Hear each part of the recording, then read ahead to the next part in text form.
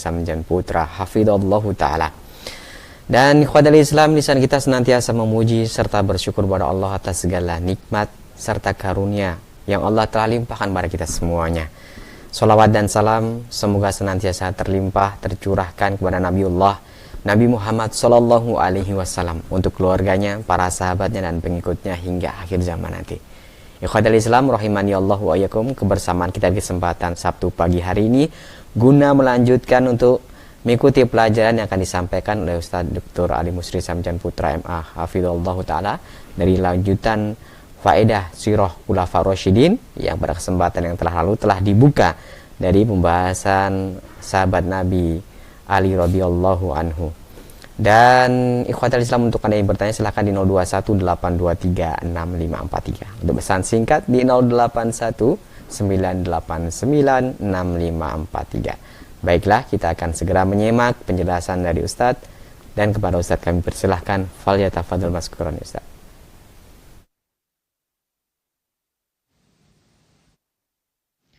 Bismillahirrahmanirrahim. Assalamualaikum warahmatullahi wabarakatuh. Alhamdulillahirabbil alamin, wassalatu wassalamu ala rasulil amin wa ala alihi wa ashabihi man tamassaka bi sunnati ila yaumil.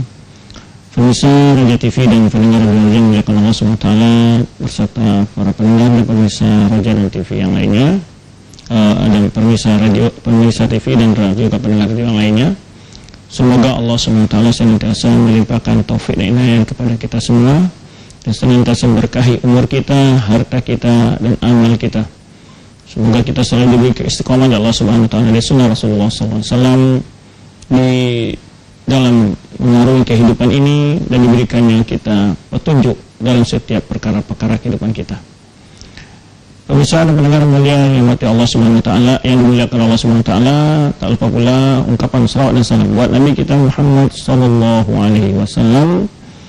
Semoga kita selalu diberi taufik oleh Allah Subhanahu wa taala untuk bersemangat, memiliki kesungguhan di dalam mempelajari sunnah beliau, mengamalkannya serta mendakwahkannya. Pemirsa dan pendengar yang mulia, kita akan lanjutkan pembahasan kita dengan yaitu pembahasan faedah-faedah ilmiah dari sejarah kehidupan Khulafaur Rasyidin.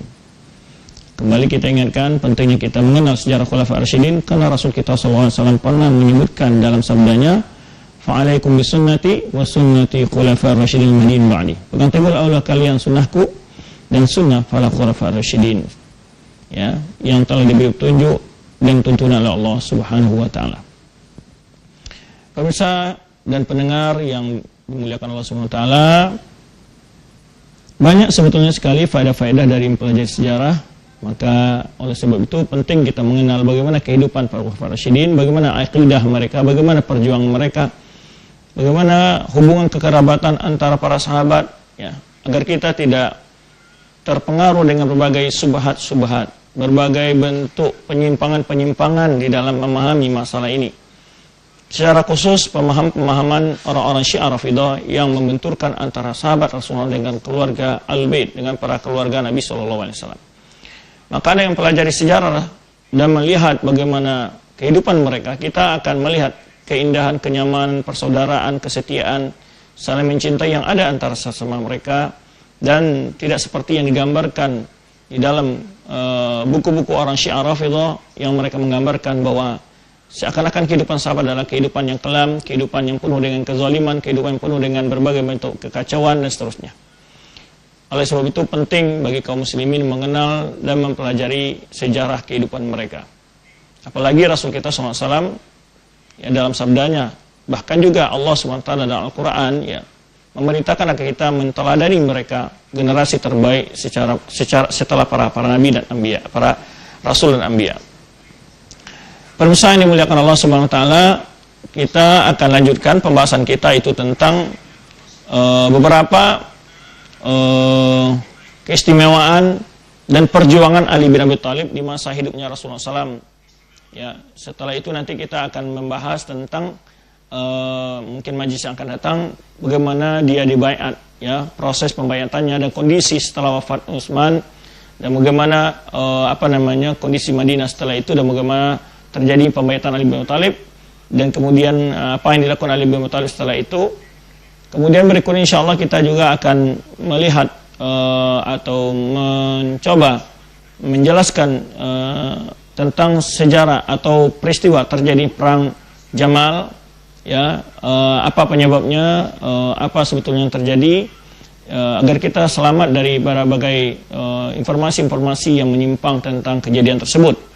Demikian pula insya Allah kita akan lanjutkan pada majelis berikutnya tentang pula bagaimana kejadian perang Siffin, kemudian berakhir bagaimana perkembangan Islam di masa Ali bin Abi Thalib dan wafatnya Ali bin Abi Thalib dan secara terbunuh oleh seorang orang Khawarij yang bernama yaitu Abdurrahman bin Muljam. Tapi para pemirsa, kita akan mencoba melihat bagaimana perjuangan Ali bin Abi Thalib bersama Rasulullah SAW, ya, dalam mengembangkan dakwah, dalam memperjuangkan Islam, ya, dalam berjihad, dalam berkorban. Ya, itu tentu ini menunjukkan kemuliaan beliau. Tentu, dan kita menjadikan beliau sebagai tauladan bagaimana keikhlasan beliau, kesungguhan beliau, ya, kesabaran beliau di dalam membela agama Allah ini.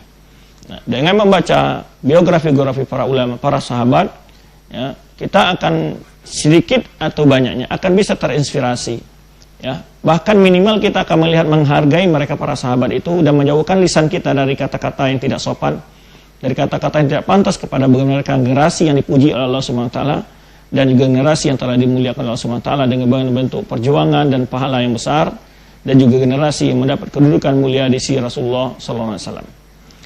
Pemirsa yang muliakan Allah Subhanahu wa taala, di antara perjuangan, ya, Ali bin Abi Thalib yang sangat terkenal itu adalah bagaimana dia berperang tanding di waktu perang Badar.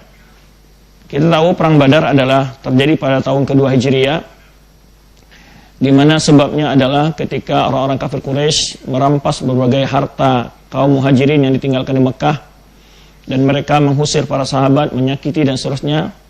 Akhirnya Rasulullah SAW, yang ini sudah pernah juga kita bicarakan, ya, dalam waktu kita bicara tentang faedah-faedah ilmiah dalam sirah nabawiyah. Kita mulai seringkas saja membahas masalah ini. Akhirnya Rasulullah SAW meminta kepada kaum muhajirin untuk menghadang kafilah perdagangan kafir Quraisy yang kembali dari Syam, yang mereka membawa berbagai macam bentuk barang dagangan, yang saat keluar Rasulullah tidak melazimkan, tidak mewajibkan setiap sahabat yang ikut, ya. Kemudian pergilah sekitar 300 sahabat, ya, termasuk orang Ansar waktu itu juga ikut sebagian mereka. Singkat cerita, ketika perang Badar itu, ya, akan dimulai, orang-orang kafir Quraisy menantang dengan cara bentuk perang tanding dulu. Perang tanding maksudnya yaitu, ya, utusan dari salah satu pasukan untuk maju ke depan, perang secara terbuka, bukan perang, ya, berkelahi secara langsung, secara terbuka, ya. Nah, ini Ali bin Abi Thalib termasuk salah satu dari antara sahabat, yaitu 3 orang sahabat waktu itu, ya, sebenarnya diriwayatkan oleh Imam Bukhari dalam sahihnya dari Ali bin Abi Thalib, ya, ana awwalu may yajsu baina yadir rahman lil khusuma yaumil qiyamah. Saya adalah orang pertama tersungkur di hadapan Allah Subhanahu wa taala untuk dalam masalah khusuma, dalam masalah perselisihan pada hari kiamat. Itu qala Qais, ini yang dimaksud dengan firman Allah Subhanahu wa taala, hadani khasmani ikhtasimu fi rabbihim. Ya, 2 kelompok ini orang berselisih tentang Rabb mereka, maksudnya adalah humul ladzina tabarazu, yaitu mereka yang perang tanding. Yang perang tanding maksudnya tadi berlaga langsung, ya, yaum Badar, pada waktu perang Badar, yaitu Hamzah, Ali dan Ubaidah atau Abu Ubaidah bin Haris, ya. Dari kaum muslimin diutus 3 oleh Rasulullah SAW, itu Hamzah, paman beliau sendiri, kemudian Ali bin Abi Thalib, anak paman beliau, dan Ubaidah atau Abu Ubaidah bin Haris. Jadi keduanya semua ini dari kalangan keluarga Rasulullah SAW, ya. Kemudian lawannya dari kaum musyrikin adalah Syaibah ibnu Rabi'ah dan Utbah ibnu Rabi'ah dan Walid ibnu Utbah. Jadi ini saudara dan anak, ya. Syaibah dan Utbah itu saudara, sama-sama anak Rabi'ah. Kemudian yang mudanya adalah putra Rabi'ah sendiri. Jadi memang seakan-akan ini bertanding suku terbesar gitu, ya, kekuatan terbesar, yang karena pimpinan kaum muslimin adalah Rasulullah SAW, maka maju di kalangan keluarga beliau 3 orang, ya, untuk menunjukkan keberaniannya. Dari sini kita lihat, ya, Jadi kalau orang Arab dulu perang di zaman klasik dulu, peperangan itu ya panglima perang dulu atau utusan dari panglima perang yang berhadapan dengan perang tanding itu langsung, ya mubarazah istilahnya. Nah, sebelum mulai perang, ya, ini pemancing itu, pemanas. Ya, tentu yang kalah akan down semangatnya, ya, akan melihat di situ maju 3 orang dari kaum muslimin, ya mubarazah, ngambil tanding 3 orang ini kaum muslimin. Nah, tentu ini menunjukkan apa sebetulnya? Keberanian mereka, ya maju. Nah, dalam ceritanya di mana Hamzah itu hampir-hampir saja tidak mampu mengalahkan lawan, lalu dibantu oleh Ali bin Abi Thalib dan Ubaidah bin Haris atau Abu Ubaidah bin Haris. Ketiga-tiganya adalah menang dan ketiga-tiga musuh terbunuh. Ya, Hamzah selamat, kemudian juga Haris Abu Ubaidah atau Ubaidah bin Haris selamat, Ali bin Abi Thalib hidup. Adapun Syaibah bin Utbah bin Rabi'ah, Syaibah bin Rabi'ah dan Utbah bin Rabi'ah dan Walid semuanya terbunuh. Nah, ini udah mulai kelihatan dari awal itu perang tandingnya akhirnya dimenangkan oleh kaum muslimin. Nah,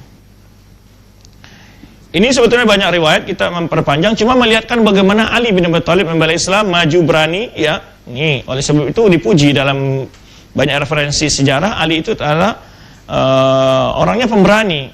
Dari sini sebagian ulama mengatakan ketika Syiah mengatakan Ali punya wasiat tapi tidak berani, dia bertakiyah, menyembunyikan wasiat itu bertakiyah, maka dia oleh ulama ini adalah hinaan kepada Ali bin Thalib. Ali bin Thalib itu adalah orang yang tidak pernah takut dengan siapapun dalam bela kebenaran gitu. La yakhsha fillahi lawmata laim, tidak pernah takut menyuarakan kebenaran. Makanya nanti akan kita katakan, dan juga riwayat lain, apakah dia punya mendapat wasiat? Dia tidak punya wasiat apa-apa. Cuman orang Syiah membuat semacam kasus gitu ya, membuat semacam opini ataupun apa kata kita itu, semacam rangkaian cerita bohong bahwa dia punya wasiat tapi dia tidak berani untuk mengungkapkan karena takut nanti dibunuh, takut begini dan begitu. Menggambarkan Ali itu seorang yang pengecut. Ya, padahal beliau adalah seorang yang pemberani dari awal Islam, ya, sampai beliau meninggal. Berani, ya. Nanti akan kita ceritakan bagaimana kemarin sempat kita utarakan bagaimana keberanian beliau waktu perang Khaybar, ya, perang Khaybar. Nah, dan juga jawaban bagi orang menuduh beliau juga pengecut, takut, ya. Dia menikahkan putri beliau Ummu Kalsum dengan Umar bin Khattab adalah karena segan gitu, ya. Karena takut juga. Maka orang Syiah mengatakan ketika dijawab kalau seandainya Ali membenci Umar bin Khattab, kenapa dia nikahkan putrinya dengan Umar bin Khattab? Mungkinkah seseorang menikahkan putri dengan musuhnya? Nggak mungkin. Lalu orang Syiah berargumentasi dengan alasannya, kata mereka, oh, karena Ali sedang bertakiyah. Karena Ali sedang bertakiyah. Loh, kenapa harus bertakiyah Ali bin Abi Thalib? Artinya dia takut, ya. Nggak ada dia yang ditakutkan. Dia adalah orang yang berani, ya, dalam menyuarakan kebenaran. Masa dia berani menyerahkan putrinya kepada musuhnya kalau seandainya tidak karena kepada orang yang dia tidak cintai, memberikan putrinya untuk dinikahi? Nggak mungkin. Nah, ini tujuan kita melihat agar kita tahu dari faedah-faedahnya yang ingin kita ambil bahwa Ali itu bukanlah sebagai seseorang yang pengecut, yang bisa bertakiyah, digambarkan oleh orang Syiah, ya. Nah, ini kita lihat faedah dari kisah ini, salah satunya adalah keberanian Ali bin Abi Thalib, ya, bagaimana beliau berjuang di jalan Allah Subhanahu wa taala. Nah, itu kisah yang pertama, bagaimana perjuangan beliau, ya, langkah. Ini kejadian yang sangat masyhur yang pertama sekali terjadi di masa Ali awal hijrah. Pertempuran pertama beliau telah mubarazah, menjual diri, menyerahkan dirinya untuk berkorban terbunuh di jalan Allah Subhanahu wa taala. Tapi beliau adalah orang yang tangkas dalam bertempur. Akhirnya 3 pasukan muslimin, 3 orang yang dikirim dari kaum muslimin dan Rasulullah SAW, semuanya mereka menang, mengalahkan Syaibah bin Rabi'ah dan Utbah bin Rabi'ah dan Walid bin Utbah, ya. Taib. Kemudian, ya, disebutkan dulu oleh Musa bin Uqbah bahwa Hamzah melawan Utbah bin Rabi'ah, Ubaidah melawan Syaibah bin Rabi'ah, ya. Karena katanya Hamzah itu cocok lawannya Ubaidah, Hamzah cocok lawan Utbah karena dia lebih tua juga, ya. Kemudian Ubaidah melawan Syaibah, kemudian Ali melawan Walid, ya, yang muda lawan yang muda. Summa ittafaqa faqatala Ali al-Walid, ya. Kemudian Ali membunuh musuhnya, lawannya Walid bin Utbah. Wa qatala Hamzah alladhi barazahu. Hamzah membunuh Utbah bin Rabi'ah. Wa ikhtalafa Ubaidah wa man barazahu bidarbataini fa waqa'a ad-darba fi raqabati Ubaidah famata minha lamma raja'u bis-Safra. Jadi Ubaidah sempat kena luka di di lututnya, raqbah ya.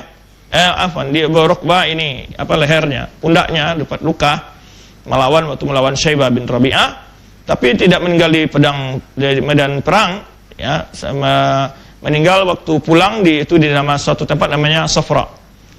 Wa mala Hamzah wa Ali ila alladhi barza Ubaidah fa'anahu ala qatlihi. Jadi karena memang Ubaidah agak kesulitan melawan Syaibah bin Rabi'ah, akhirnya setelah Hamzah membunuh lawannya dan Ali juga demikian, kedua Hamzah dan Ali membantu Ubaidah untuk menyelesaikan atau melawan Syaibah. Ya, akhirnya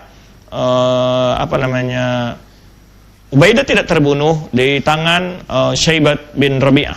Baik. Itu tentang salah satu kisah kemana kita lihat kejadian terjadi di masa Rasulullah SAW, perjuang Ali dalam membela Islam di masa Rasulullah SAW. Kemudian beliau adalah penulis perjanjian Hudaybiyah. Agar kita lihat jasa-jasa Ali lah, jasa-jasa dalam masa perjuangan Islam. Ya, yang pertama tadi beliau adalah utusan kiriman Rasulullah untuk mubarazah, untuk perang tanding berhadapan. Ya, kalau kita duet istilahnya ya, perang duet gitu ya, langsung berhadapan. Kemudian yang kedua jasanya adalah dialah penulis perjanjian Hudaybiyah. Nah, ini menunjukkan Ali itu adalah orang bisa tulis baca. Sebagaimana diriwayatkan Imam Bukhari ya, dari hadis Barra radhiyallahu anhu bahwa Nabi SAW tatkala mau berumrah, beliau mengirim utusan kepada ahli Makkah untuk meminta izin dari mereka untuk masuk Makkah. Lalu orang-orang Makkah ini, kafir Makkah, memberikan syarat tidak boleh tinggal di Makkah lebih dari 3 hari. Ya, dan tidak boleh masuk Makkah dengan bawa senjata tajam. Ya. Kemudian walaidu minhum adan, tidak boleh mengajak seorang pun yang ada di Makkah untuk masuk Islam. Qala fa akhadha yaktub syart bainahum Ali bin Abi Thalib. Lalu Ali bin Abi Thalib menulis syarat-syarat itu. Ya, yang terjadi antara Rasulullah SAW bersama orang kafir Quraisy ini. Perjanjian itu ditulis oleh Ali bin Abi Thalib dengan 3 syarat tadi. Yang pertama apa? Yaitu tidak boleh tinggal di Makkah lebih dari 3 hari. Tidak boleh masuk Makkah membawa senjata, kemudian tidak boleh melakukan dakwah ketika berada di Makkah. Maka Ali menulis syarat itu, ya, fakataba hadza ma qada alaihi Muhammadur Rasulullah. Jadi di dalam perjanjian ini adalah perjanjian antara Muhammad Rasulullah. Faqalu la ra'al kafir Quraisy mengingkari, "Law alimna annaka Rasulullah namna'uka lam namna'ka wa la taba'naka." Jadi mereka katakan nggak mau ditulis Rasulullah. Mereka menjawab, seandainya kami tahu bahwa kalau engkau ini adalah utus Allah, tentu kami akan mengikutimu dan kami tidak kami tidak akan melarangmu masuk Mekah dan kami akan mengikutimu. Jadi mereka tidak mengakui Rasulullah sebagai Rasulullah karena hujah bagi mereka. Jadi kami tidak percaya kamu sebagai Rasulullah. Kalau kamu mempercayai kamu sebagai Rasul, tentu kami tidak akan melarang kamu untuk masuk ke rumah Allah ini. Tentu kami akan mengikuti kamu. Nah, ini kisah ini akan ada beberapa pelajaran yang kita sebutkan.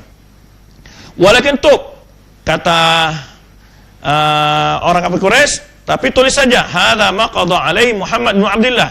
Ini adalah kesepakatan antara Muhammad bin Abdullah.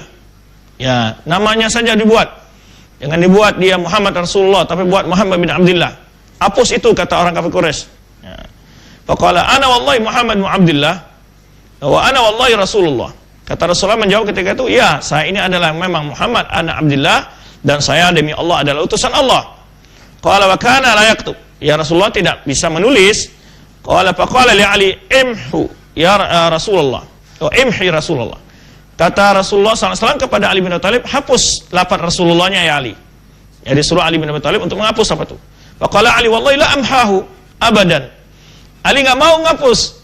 Ini ya, saya tidak akan mau menghapusnya sedikit pun. Karena ini pelecehan ya, perendahan kepada Rasulullah SAW. Beliau enggak mau. Ali bin Abi Thalib ini menentukan kemuliaan beliau dan beliau meyakini bahwa Muhammad adalah Rasulullah SAW, ya kan, maka nggak mau beliau menghapus dengan tangan beliau sendiri. Ini bentuk bagaimana ketakwaan ya pengagungan dari beliau kepada Rasulullah SAW, kepada agama ini begitu. Nah, wallahi la amhahu abadan, saya nggak akan menghapusnya. Saya tidak akan pernah mau menghapus, kata Ali bin Abi Thalib. Lalu Rasulullah berkata kepada Ali, hari ini mana, lihatkan padaku, ya mana tempatnya nih ya Rasulullah, itu biasa. Fa'arahu iyahu, lalu Ali menunjukkan ini ya Rasulullah. Pamahawra Nabi SAW biyadi, lalu Rasulullah SAW menghapus dengan tangannya sendiri. Inilah para Rasulullah, ditulis Muhammad bin Abdullah. Baik, falamma dakhala wa madat al-yam atau aliyan faqalu. Ya. Kemudian setelah berapa hari lewat, ya 3 hari kan, orang-orang kafir Quraisy datang menemui Ali. Ya kan dia yang tadi menjadi, kalau bahasa kita sekarang ya seperti apa namanya, notaris lah, beliau yang membuat perjanjian tadi. Maka orang kafir Quraisy datang, mur sahibaka faryatahin. Sekarang suruh sahabatmu, udah habis waktu batas kamu tinggal di Mekah, sekarang suruh keluar Mekah. Fa dzakara dzalika Ali radhiyallahu anhu Rasulullah sallallahu alaihi wasallam, wa qala na'am fartahal. Lalu Ali bin Abi Thalib menyampaikan hal itu kepada Rasulullah SAW. Lalu Rasulullah mengatakan, iya, kita keluar. Nah, ada berapa faedah di sini yang sangat hikmah, yang luar biasa dari Rasulullah SAW, dan beberapa faedah-faedah lainnya. Azim sekali. Pertama adalah bagaimana Rasulullah SAW ketika ada bernegosiasi, ya tidak selamanya kita itu harus, artinya tanpa ada musyawarah, tanpa ada hal yang bisa dikompromikan. Rasulullah SAW, orang kafir Quraisy yang mengusut, tapi beliau melihat ada kebutuhan yang lebih besar, ya, ada hal yang lebih positif, ya. Beliau ingin menunjukkan sebetulnya keindahan Islam juga di situ, kejujuran beliau. Ya, kalau beliau seandainya mau memerangi kekuatan saya itu beliau mampu, tapi beliau kan jujur. Sebenarnya kejujuran beliau waktu beliau keluar dari kota Mekah, Rasulullah SAW membekaskan Ali bin Abi Thalib sendiri, ya. Ini sebetulnya keutamaan beliau lain. Ali bin Abi Thalib yang lain ada beliau berani tidur di tempat tidur Rasulullah SAW. Ini akan kita sebutkan nanti setelah yang kedua ini. Tapi kita ambil faedah di sini bagaimana menunjukkan kejujuran Rasulullah SAW. Sebenarnya beliau menyuruh Ali bin Abi Thalib waktu berhijrah mengembalikan semua amanah-amanah yang dititipkan oleh kafir Quraisy kepada beliau. Nah, beliau di sini menunjukkan bahwa orang Islam itu mengajarkan kita untuk selalu komitmen dengan janji-janji. Ini satu faedah, ya. Nah, janji-janji ini bukan janji antara manusia saja, bukan janji dengan musuh, dengan janji, tapi termasuk yang dihitung sebagai perjanjian itu adalah kalau di dalam lembaga aturan-aturannya ada, itu sudah kesepakatan, ya, itu sebuah mawasik, sebuah perjanjian. Hendaknya kita, ya, pelajaran yang kita ambil di perjalanan Rasulullah ini, beliau ketika disampaikan kepada beliau udah selesai batas waktu untuk tinggal di Mekah, beliau keluar, ya, beliau nggak ngotot, ya, kenapa saya diusir, saya ini kan tempat darah saya, ya, enggak, nah beliau udah perjanjian masuk 3 hari selesai, ketika disampaikan kepada beliau, na'am partahil, beliau legowo, kata orang sekarang, ya, keluar dari Mekah. Ini perjanjian. Nah, karena Allah SWT menyuruh kita dalam surat, ya, Al-Maidah, ya alladzina amanu aufu bil uqud, wahai orang beriman tepati janjimu. Dan salah satu ciri orang munafik itu adalah idza wa'ada akhlaf, bila berjanji adalah mungkir, ya, atau mangkir. Nah, jangan sampai kita begini, ya. Nah, ini termasuk perjanjian-perjanjian dalam mengurus lembaga pendidikan, ya, dalam mengelola lembaga pendidikan. Jika sebuah yayasan ada namanya ADRT yayasan, ada namanya aturan-aturan yang dibuat oleh pemerintah kita tentang yayasan. Demikian pula di dalam sebuah lembaga pendidikan apa saja, aturan mengenai guru, aturan mengenai ini dan itu. Hendaknya kita mencontoh bagaimana Rasulullah dengan musuh saja Rasulullah SAW. Begitu jujurnya beliau, padahal beliau diusir, bagaimana beliau tetap komitmen dengan janji-janji itu. Kemudian faedah lain adalah tadi yang telah kita sebutkan, itu keutamaan Ali bin Abi Thalib yang dia ditunjuk oleh Rasulullah sebagai sekretaris saat itu yang menulis perjanjian kaum muslimin, ya. Kemudian juga keutamaan di sini ada faedah lain adalah mengingatkan ketika debatnya debatnya Ibnu Abbas dengan orang Khawarij di Nahrawan, ya, di masa Ali nanti akan kita sebutkan ketika kisah Ali bin Abi Thalib mengirim Ibnu Abbas untuk menasihati orang-orang Khawarij, di mana salah satu hujah orang Khawarij mengkafirkan Ali adalah mereka menuduh Ali telah menghapus namanya sebagai Amirul Mukminin ketika bersepakat dengan Muawiyah. Ketika bernegosiasi di waktu perang Siffin, di mana Ali bin Abi Thalib reda dia tidak disebut sebagai Amirul Mukminin demi mencapai kesepakatan antara dia dengan Muawiyah, ya. Tapi bukan berarti dia bukan khalifah kaum muslimin, tapi saat itu dia belum, ya, mau demi menegosiasi melakukan hal itu demi kebaikan, ya, yang dia inginkan. Nah, lihat masalah yang lebih baik. Nah, orang Khawarij menjadikan itu sebagai alasan kalau dia bukan Amirul Mukminin berarti Amir Kafirin. Nah, ini cara berdalilnya orang Khawarij. Kalau dia bukan begini, dia begini. Jadi hitam putih saja bagi mereka. Maka bagi mereka ada dua. Kalau nggak mukmin ya kafir, kalau kafir ya mukmin. Nggak ada di antara itu kata mereka. Nah, ketika Ibnu Abbas menjawab pertanyaan mereka di sini, apakah dengan dia menghapus tulisan dia sebagai mukmin itu memang betul dia sudah terhapus sebagai seorang mukmin, tidak lagi sebagai mukmin? Tidak demikian. Bagaimana dengan kata kalian dengan Rasulullah SAW menghapus lapar Rasulullah SAW ketika bernegosiasi dengan orang kafir Quraisy, kata Ibnu Abbas? Apakah itu suatu perbuatan kafir juga?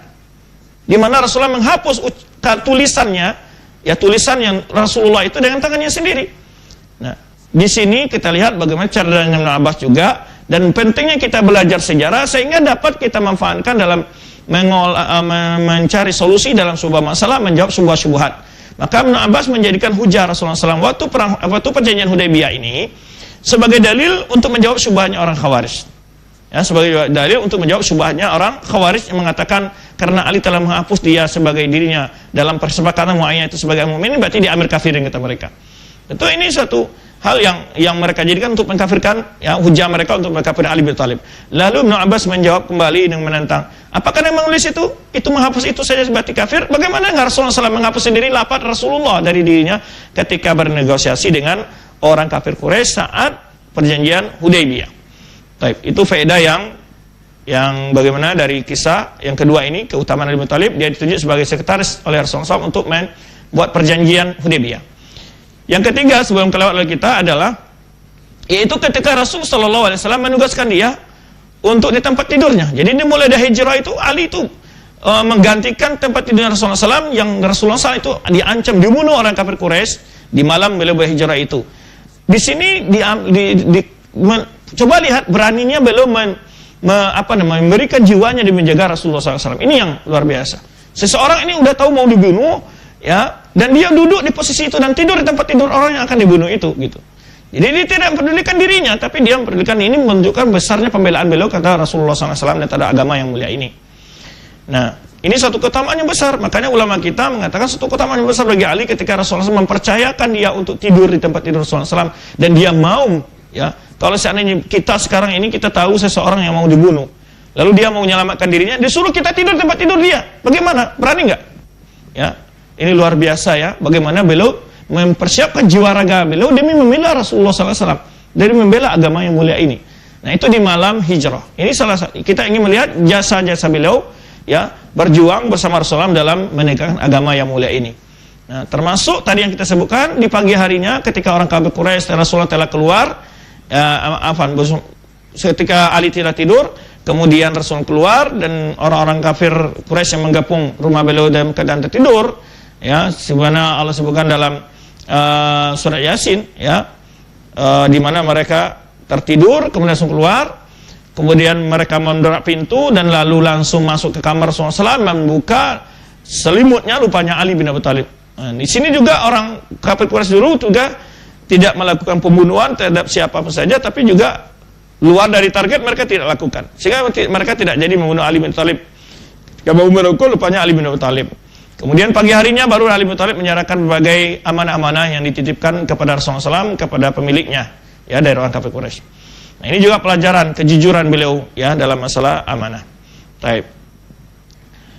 Kemudian, ya, di antara jasa beliau lagi adalah yaitu ketika Rasulullah SAW mau melakukan Fathu Makkah, ya.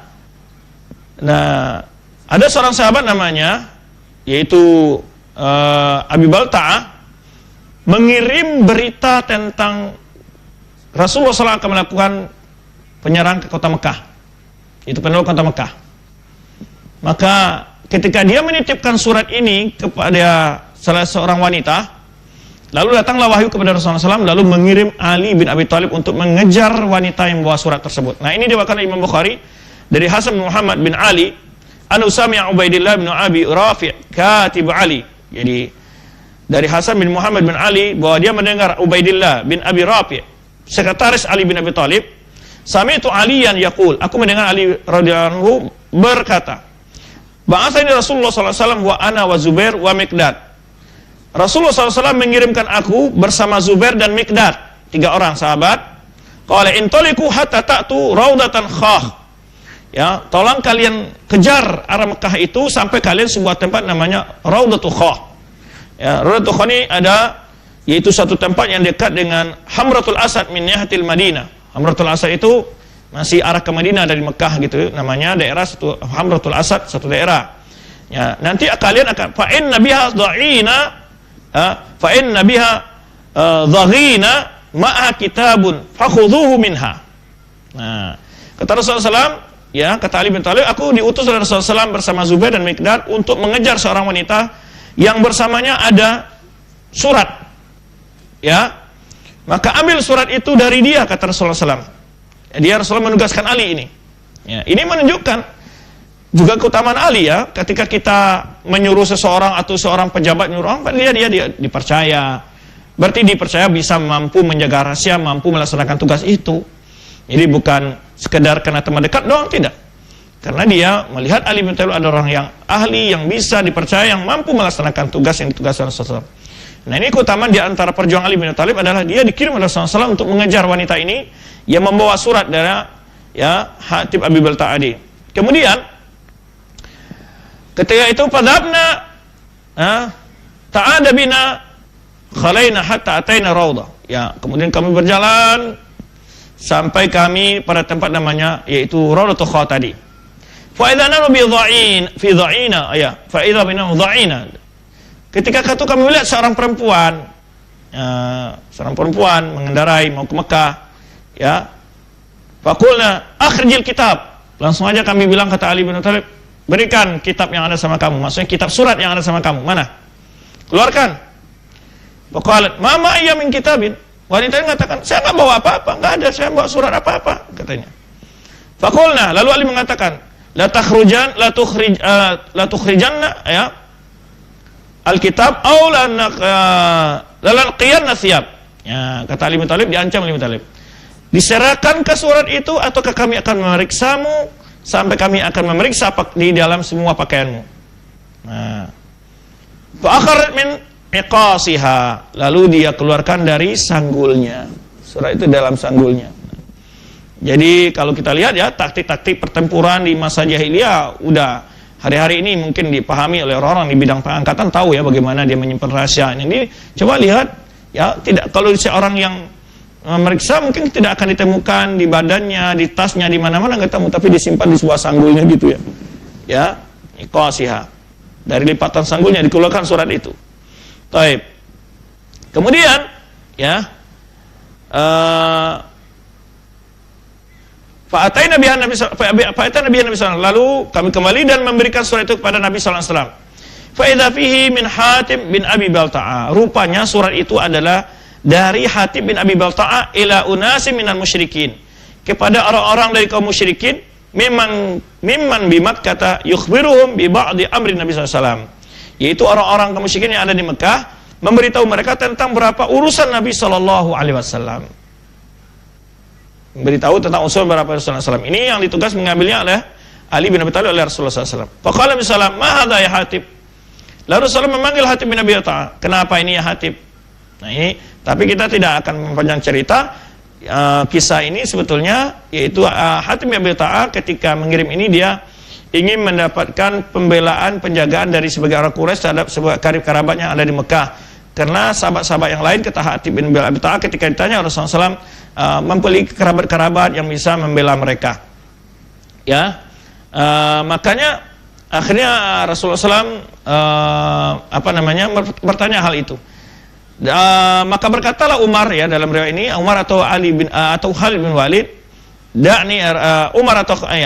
Umar berkata, ya, belum Khalid bin Walid, karena ini ada yang mengatakan Khalid, ada yang mengatakan Umar dalam sebuah riwayat. Tapi yang sayangnya Umar bin Khattab mengatakan, da'ni ya Rasulullah adhim hadzal manafi. Ya Rasulullah, bolehkah saya penggal leher orang ini? Karena sesuatu perbuatan yang sangat berbahaya, membocorkan rahasia Rasulullah SAW, ini sebagian bisa membawa kepada kekufuran, ya. Jika dafi'nya adalah untuk membela orang kafir, tapi di sini Abi Balta'ah tidak melakukan hal itu kecuali hanya untuk uzurnya ingin menjaga sebagian keluarganya. Lalu Rasulullah SAW mencegah, jangan. Lalu Rasul menyebutkan tentang keutamaan ahli Badrin, fa inna min ahli Badr, dan Allah telah berkata, ya, kepada ahli Badr, if'alu ma syi'tum faqad ghafartu lakum. Allah telah memberikan keutamaan kepada orang ikut perang Badar, kata Rasulullah SAW, lakukan apa saja, aku telah mengampuninya. Oleh kalian, kata Allah, aku telah ampuninya. Artinya mereka mendapat ampunan atas segala dosa dan kesalahan mereka dari Allah, karena besarnya pahala mereka ikut perang Badar itu. Sehingga dosa Hatib bin Abi Balta'ah terampuni dengan hal itu. Nah, ini dalam faedah-faedah yang disebutkan Syekh Islam Taimiyah, yaitu mumahisat atau mumahhad, ya, yaitu amal-amal yang bisa menghapus perbuatan besar, menghapus dosa. Walaupun dia belum bertobat, tapi dosanya diampuni dengan amal soleh yang begitu besar. Di antara sini amal Hatib bin Abi Balta'ah ini, itu pastinya juga dia bertobat, ya. Maka Rasulullah SAW mengatakan pada Umar, ya jangan, dia bagian dari orang yang pernah ikut perang Badar dan dia punya keutamaan yang besar di sisi Allah Subhanahu Wa Taala. Beberapa faedah dari kisah ini terlihat bagaimana Rasulullah SAW memang sangat mempercayakan pada Ali bin Thalib, dan banyak perhal nanti akan kita sebutkan. Kemudian juga faedah di sini adalah di mana tidak setiap orang jatuh kepada perbuatan yang kufur atau berindikasi kufur langsung dikafirkan. Di mana ada hal perkara-perkara yang mawani takfir harus dilihat. Ya, ini suatu hal yang harus kita jelaskan, karena akhir-akhir ini banyak orang dengan serampangan dengan mudah mengkafirkan, seakan-akan dia mengatakan, oh tidak uzur berjahal lagi, itu sudah kafir. Yang mawani takfir itu bukan jahal saja. Mawani takfir itu ada 4, ya, al-iqra, al-jahal, ya, ada bulu ilmi dan seterusnya, ya. Kemudian al-bulu ada yang dia belum balik, ya, dan seterusnya, atau takwil. Nah, ini harus dipertimbangkan. Ya, jangan sampai mudah mengkafirkan hanya karena sudah dengan alasan sudah nggak ada lagi uzur berjahal bagi orang ini. Mawani takfir bukan jahal saja, ada mawani yang lain. Seseorang jatuh kepada kufuran, dia harus dilihat dari mawani lainnya, ya. Taib. Berikutnya adalah jasa Ali bin Abi Thalib dalam Islam ini adalah dia menjadi utusan Rasulullah untuk berdakwah ke Yaman. Ya, pernah diutus oleh Rasulullah untuk berdakwah di Yaman. Sebenarnya diwakilkan oleh hadis ini Al-Bukhari, dengan ada juga Imam Tirmizi, bahwa Ali bin Abi Thalib berkata, "Ba'atsani Nabi sallallahu alaihi wasallam ila Yaman." Rasulullah mengutus aku ke Yaman untuk berdakwah. Faqultu ya Rasulullah, tab'asuni ila qaumin asannu minni wa ana hadisu sinni la ubsirul qada. Karena Rasulullah mengutus ke sana dalam surah ayat adalah untuk membagi harta rampasan perang, ya. Ya Rasulullah, bagaimana engkau kirim aku ke sana? Dan aku ada orang anak muda kepada orang sudah dewasa.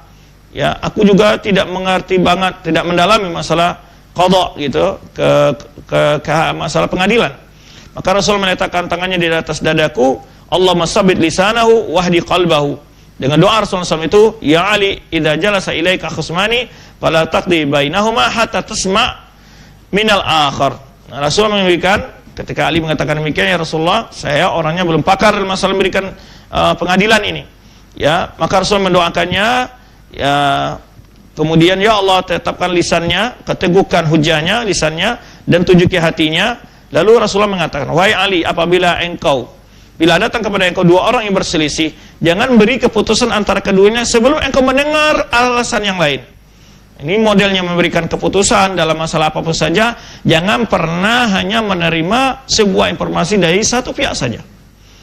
Ya, baik memberikan sebuah keputusan informasi dimanapun saja. Ini adab yang diberikan oleh Rasulullah kepada Ali bin Thalib ketika, atau metode yang dipesankan oleh Rasulullah kepada Ali bin Abi Thalib ketika mengutus Ali bin Abi Thalib ke Yaman dalam memberikan menjadi sebagai hakim, gitu ya. Maka jangan engkau memutuskan sebuah perkara antara dua orang berperkara sampai engkau mendengar juga dari yang lainnya. Barangkali ini adalah bagi kita yang biasa mendapat konsultasi masalah keluarga hanya dengan mendengar aduan suami tok, atau jangan juga hanya mendengar aduan istri tok, atau antara tetangga sama tetangga, atau antara bawahan dengan bawahan, atau apapun saja dalam kondisi kita ini. Jangan hanya mengambil informasi dari salah satu pihak dan tanpa adanya cross check, ya, kepada pihak yang mau kita hukum. Dua orang berselisih mesti didengarkan argumentasi dan alasan kedua belah pihak. Taib, itu keutamaan beliau yang lain, ya. Dan juga diwakilkan dari hadis ini secara ringkas oleh Bukhari, ya, di mana Bukhari menyebutkan dari hadis Bara, kuntu mimman aqaba ma'ahu, ya, aku termasuk orang ikut bersama Ali waktu itu, falamma danauna minal qaum kharaju ilaina, ketika kami sudah dekat mendekati kaum, maksudnya orang-orang Yaman, mereka mendatangi kami. Wa shalla bina Ali wa safna saffan wahidan thumma taqaddam baina aydina faqara alaihim kitab Rasulullah SAW. Kemudian setelah kaum menyambut mereka, orang-orang di zaman tersebut, lalu salat menjadi imam kami ada Ali bin Thalib, kami bikin saf yang satu, kemudian Ali berbicara di hadapan, membacakan kitab atau surat Rasulullah SAW. Fa aslamat Hamadan jami'an. Jadi membacakan surat Rasulullah SAW untuk mengajak mereka masuk Islam. Maka masuklah kabilah Hamadan untuk masuk Islam semuanya. Fakataba Ali Rasulullah SAW bi Islamihim. Lalu Ali memberitahu tentang Islam mereka.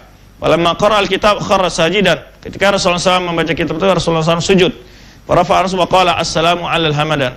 Ya, Hamadan. Ya, Rasul mengatakan keselamatan untuk kabilah Hamadan. Taib. Dalam riwayat lain dari Sahih Bukhari mengatakan bahwa Nabi SAW mengirim Ali kepada Khalid liyaqdiyal khumus, ya, untuk membagi harta rampasan perang. Ya, wa kuntu abghadu aliyan. Kata Buraidah dan Abihi ini, Buraidah ini bapak dari berkata, aku pertamanya nggak suka, kata Buraidah. Ya, Buraidah ini pertamanya nggak suka kepada Ali bin Abi Thalib. Lalu setelah sampai kepada Rasulullah SAW, Rasulullah mengatakan kepada Buraidah, ya Buraidah, atabghdu aliyan? Engkau tidak suka pada Ali? Faqultu na'am, iya. Qala la tubghidhu fa inna lahu fil khumsi aktsar min dzalik. Ya, jangan engkau tidak menyukainya. Ya, karena baginya itu dalam pembagian harta perang ini lebih banyak dari hal itu. Artinya dia adalah kerabat Rasulullah sallallahu alaihi wasallam. Taib. Kita lanjutkan. Itu adalah keutamaan perjuangan beliau yang kelima, yaitu beliau jasa beliau, ya, diutus oleh Nabi SAW ke Yaman untuk berdakwah dan seterusnya. Maka ketika haji wada, Ali bin Abi Thalib masih berdakwah di Yaman, dan beliau berhaji berniat dengan niatnya Rasulullah melaksanakan haji. Sebenarnya yang dalam manasikul haji dijelaskan bahwa berniat Ali bin Abi Thalib dari Yaman, membawa orang Yaman yang ikut haji waktu haji wada. Kemudian di antara kedudukan beliau, kemuliaan beliau juga adalah beliau menikahi putri Rasulullah SAW. Hamma Aliun ayyatazawwa ala Fatimah. Kita tahu, ya, di mana Fatimah adalah istri Ali radhiyallahu anhu. Ini juga merupakan keutamaan kemuliaan beliau. Di samping beliau juga anak paman Rasulullah SAW. Pernah Ali bin Abi Thalib ingin menikahi wanita lain, ya, ketika Fatimah masih hidup. Tetapi calonnya itu adalah anak Abi Jahal. Lalu akhirnya Rasulullah SAW tidak menyetujui dan mengatakan tidak akan mungkin, ya, la tastami' bintu Rasulillah wa bintu aduillah abadan. Ya, tidak akan pernah mungkin bersatu, ya, antara anak Rasulullah, putri Rasulullah dan putri musuh Allah. Ya, ketika Ali ingin menikahi putri dari Abu Jahal. Taib. Kemudian, ya, keutamaan kecintaan Rasulullah SAW kepada beliau banyak lagi syawahid-syawahidnya. Di antaranya ketika Rasulullah SAW pertama sampai di Madinah, beliau mempersaudarakan antara muhajirin ansar atau muhajirin sama muhajirin. Artinya Rasulullah SAW percaya kepada sahabat yang lebih mampu mapan kehidupannya, ya, yang lebih kuat, dikasih sahabat yang lain yang dia menjamin setiap salah seorang sahabat yang berkekurangan. Nah, di sini Ali bin Abi Thalib dipilih oleh Rasulullah sebagai yang dipersahabatkan dengan Rasulullah SAW oleh beliau. Ini ketika ini, ya, disebutkan dalam sebuah ayat di mana Ibnu Abbas menyebutkan akhan Nabi SAW baina Zubair wa Ibnu Mas'ud.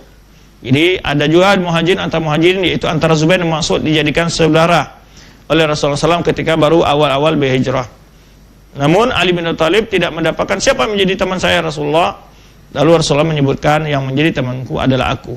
Ya, akan temanmu adalah aku, kata Rasulullah SAW. Ya, di mana Rasulullah SAW mempersaudarakan antara Abu Bakar dan Umar, antara Talha dan Zubair, antara Abdurrahman bin Auf dan Utsman. Kemudian Ali berkata, ya Rasulullah, innaka akhaita baina ashabika, faman akhi? Ya Rasulullah, engkau telah memberi pasangan untuk bersaudara setiap sahabat-sahabat. Mana saudaraku? Qala ana akhuka, saya adalah saudaramu. Wa idza dhamma hadza ila ma qaddam, ini dijelaskan dalam beberapa riwayat-riwayat yang berlalu. Taib. Ini diantara keutamaan beliau lain menunjukkan tentang kecintaan Rasulullah SAW. Kemudian, ya, hadis-hadis lain menunjukkan keutamaan beliau adalah di mana beliau mengatakan, "Ma kuntu maula fa ali maulahu." Siapa mencintai aku, maka dia harus mencintai Ali bin Abi Thalib radhiyallahu anhu. Karena memang kita tidak boleh membenci beliau. Beliau adalah sahabat Nabi yang mulia, termasuk orang jamin masuk surga, dan juga anak paman Rasulullah SAW, juga termasuk menantunya Rasulullah SAW. Keutamaan beliau berikutnya adalah perjuangan beliau berikutnya, jasa beliau berikutnya adalah bagaimana ketika beliau diberikan yaitu tongkat komando oleh Rasulullah waktu perang Khaybar. Ya, ini yang pernah kita sebutkan sedikit kemarin. Ketika Rasulullah SAW menyebutkan waktu perang Khaybar yang dikepung 1 minggu, ya, tidak bisa ditaklukkan itu benteng-bentengnya orang Yahudi yang ada di Khaybar. Akhirnya Rasulullah SAW, ya, dengan waktu yang panjang begitu, besok harinya beliau mengatakan, la'utiyanna rayata ghadan rajulan yaftahullah ala yadayhi yuhibbullah wa rasulah wa yuhibbuhullah wa rasuluh. Besok aku akan serahkan tongkat komando, bendera komando kepada seseorang yang Allah akan memberikan kemenangan melalui usahanya, melalui tangannya. Dia adalah orang mencintai Allah dan Rasulnya. Allah juga mencintai, Allah dan Rasul juga mencintainya dia. Allah juga mencintai dia, ya, dan juga Rasulnya. Di sini menunjukkan bagaimana tazkiyah imannya Ali bin Abi Thalib Rasulullah SAW mengatakan dia mencintai Allah dan Rasulnya. Ini adalah keutamaan di mana Rasul mengatakan Ali itu sangat cinta kepada Allah dan Rasulnya. Kemudian dia dengan itu dicintai Allah dan Rasulnya. Maka manusia, kata dalam hadis ini disebutkan dari hadis Sahal bin Sa'ad ini, fabatan nasu lailatam ayyuhum yu'ta. Manusia pada malam itu tidak tidur berpikir siapalah yang akan mendapat itu tongkat komando besok, ya. Faqadaw kulluhum yarjuhu. Pagi hari setelah salat subuh mereka langsung berbondong-bondong menghadap Rasulullah SAW. Lalu Rasul mengatakan fa aina Ali, ya. Faqala aina Ali? Mana Ali? Ya, faqila yashtaki ainai. Lalu disampaikan oleh seorang sahabat bahwa sedang sakit mata. Lalu Rasulullah menyuruh memanggilnya, kemudian sampai dekat Rasulullah meniupkan kepada matanya semacam hembusan gitu, ya. Wada'alahu, mendoakan fabara'aka lam yakum bihi waja'un, matanya sembuh langsung seketika. Sembuh seketika tanpa ada sedikit pun rasa sakit. Fa'atahu, lalu Rasul menyerahkan itu tongkat komando, bendera komando kepada Ali bin Thalib. Ya, faqala uqatiluhum hatta yakunu mislana, ya. Ketika itu Ali bertanya, apakah aku akan meraih mereka sampai mereka seperti kita, maksudnya masuk Islam. Maka Rasulullah SAW berkata, fumfud ala rislik hatta tanzila bisahatim. Berjalanlah dengan tenang kata Rasulullah sampai kamu di tengah mereka, lokasi mereka, ya, di hadapan benteng mereka. Summa du'um ilal Islam, kemudian ajak mereka masuk Islam. Wa akhbirum bima yajma' alaihim, beritahu mereka apa yang diwajibkan pada mereka. Wallahi ahdiyakallahu bika rajulan wahidan, ya. La yahdallahu bika rajulan khairul laka min ayyakuna laka hamrun ni'am. Ya, hamrun na'am. Sesungguhnya bila Allah menunjukkan satu orang saja kepada melalui engkau, sungguhnya itu lebih baik kamu daripada onta merah. Ini keutamaan yang didapat oleh seorang berdakwah di jalan Allah, ya. Tapi yang masuk Islam waktu perang Khaybar, keutamaan yang dapat bukannya satu orang. Nah, dikisahkan bagaimana keutamaan, bagaimana keberanian Ali.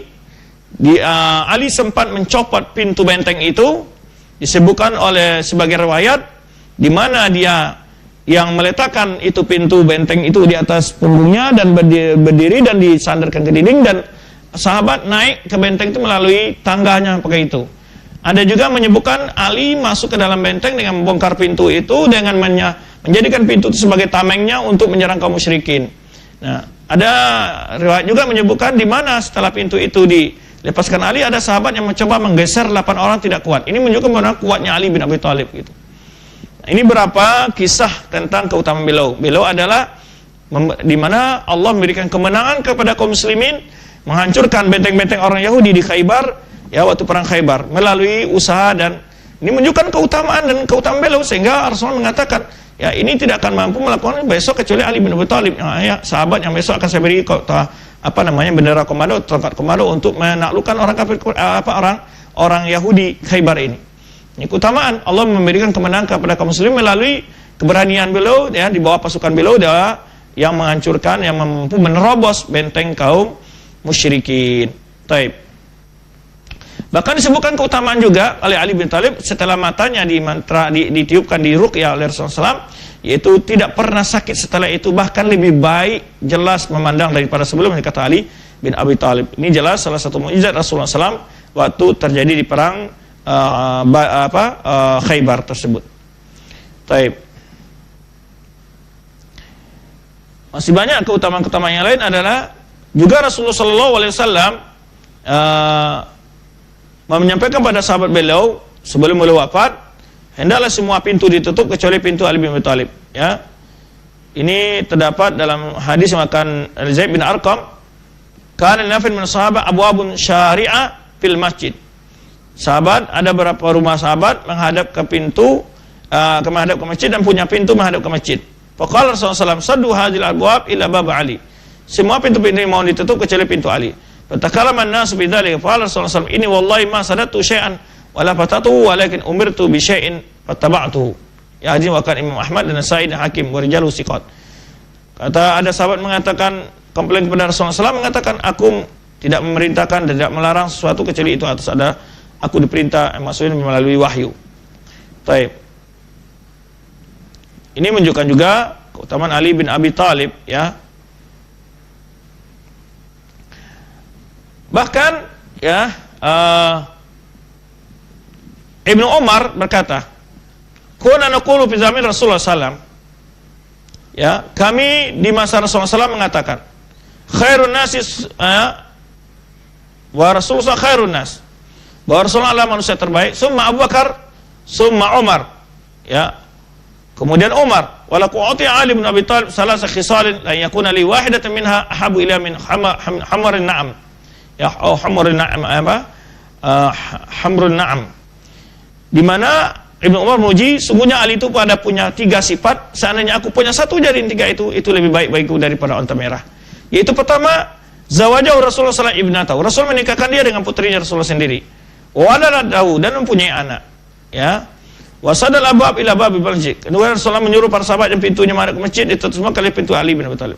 Kemudian Ali diberi kepercayaan untuk membawa bendera komando pada waktu perang Khaybar, kata Ibnu Umar. Hadis ini diriwayatkan Imam Ahmad dan isnadnya hasan. Taib. Masih banyak keutamaan-keutamaan, ya, Ali bin Abi Thalib. Kemudian sebenarnya telah berlalu kita jelaskan juga, Rasulullah SAW menunjukkan kecintaannya dan tidak ada kunyah yang dicintai oleh Ali bin Abi Thalib dari kunyah ini, yaitu dengan Abu Turab. Yaitu ketika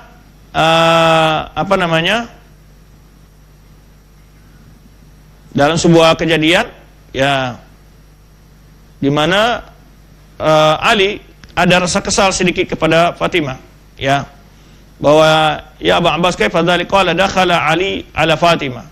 Ini ceritanya, Ali masuk, ya, pulang ke rumah Fatimah.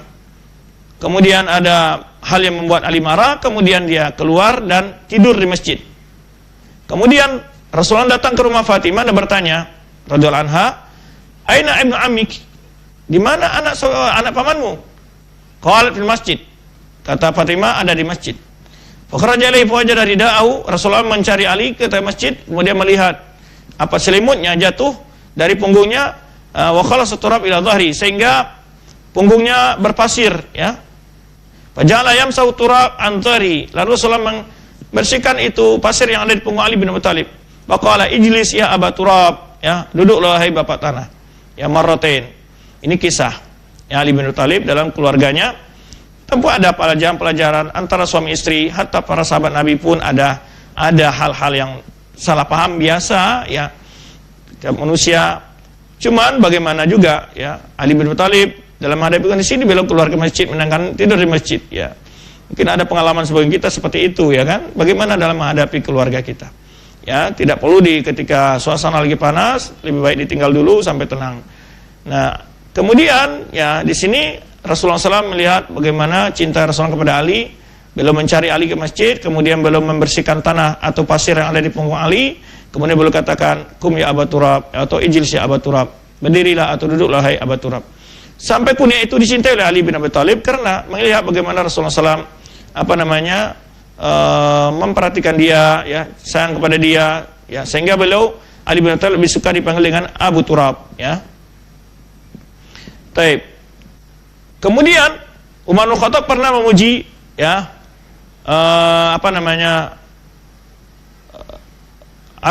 Ibnu Umar pernah memuji Ali bin Abi Thalib, ini yang tidak saya katakan tadi, kulipi, di mana diriwayatkan oleh Imam Bukhari, Ibnu Umar pernah ditanya oleh seseorang, ini pernah kita sebutkan waktu kisah Khawarij dalam waktu mencela Utsman bin Affan. Ya Aba Abdurrahman, ya, ini kunyahnya Ibnu Umar. Fama qauluka fi Ali wa Utsman? wahai Abu Abdurrahman, bagaimana pendapatmu tentang Ali dan Utsman? Lalu Ibnu Umar menjawab, ma qauli fi Ali wa Utsman? Engkau ingin tahu pendapatku tentang Ali, pandanganku terhadap Ali dan Utsman? Adapun Utsman, fakana Allahu qad afa anhu. Ada Utsman adalah Allah telah mengampuninya. Fakarihtum ayyafu anhu. Lalu kalian tidak suka Allah maafkannya. Ya, yang mana di antara hujah yang dikemukakan oleh orang-orang yang berdemonstrasi menjatuhkan Utsman sudah berlalu kita kaji. Mereka menuduh Utsman lari dari perang Uhud, padahal Allah telah memaafkannya. Wa amma Ali fa ibnu ammin Rasulullah SAW. Ali adalah anak paman Nabi Rasulullah SAW. Khatanuhu, dan juga menantunya. Ya, jadi ini adalah orang-orang mulia maksud di situ. Ya, tidak berhak kalian untuk kalian jelekan, kalian maki. Maka dalam sebuah riwayat diriwayatkan Imam Bukhari juga, la'alla dzalika yasu'uk. Mungkin hal ini tidak menyenangkanmu, kata Ibnu Umar kepada orang bertanya ini, dari orang Khawarij ini. Ya. Kemudian fa'argamallahu bi anfika. Ya, bagaimanapun engkau tidak suka, ya, Allah telah memuliakan Allah, dan begitulah kenyataannya, begitu. Taib. Kemudian, ya, Ali radhiyallahu anhu tidak pernah mengakui ada dia diberikan kekhususan oleh Rasulullah SAW. Nah, ini yang penting banget, yang sebetulnya, yaitu ketika orang-orang Syiah mengatakan Ali punya wasiat khusus dari Nabi SAW untuk menjadi khalifah setelah Rasulullah SAW wafat. Karena Imam Bukhari dari Abi Juhaifah, ya, qultu li Ali, aku bertanya kepada Ali, hal indakum kitabun, apakah kalian punya kitab tersendiri, punya surat khusus wasiat? Kenapa? Karena di saat Ali menjadi khalifah, itu sudah mulai desa-desus di mana akhir khalifah Utsman, desa-desus yang dihembuskan oleh Abdullah bin Sabah dan juga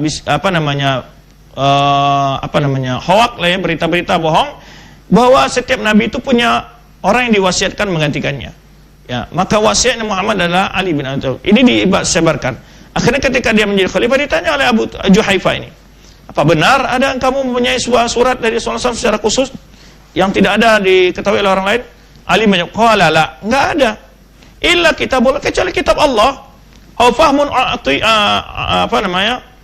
u'tihi rajulun muslim, atau pemahaman yang dimiliki oleh masing-masing orang, ya, setiap muslim.